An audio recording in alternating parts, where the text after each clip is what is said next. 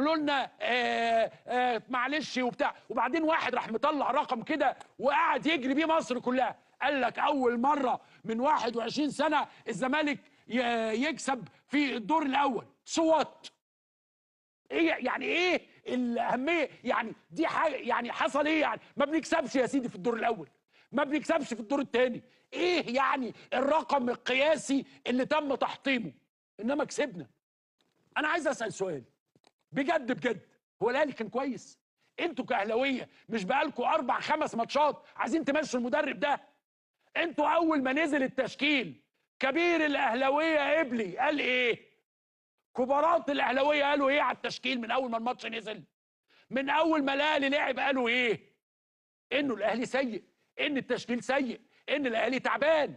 الله، ما تقولوا ان انتوا تعبانين، ما تقولوا ان انتوا مهزومين، عادي جدا. احنا عادي، احنا اول ما بنتهزم بنقول عايزين ده وروح الفانيلا الحمراء طب ما عادي خلاص، كسبنا مبروك يا عمي.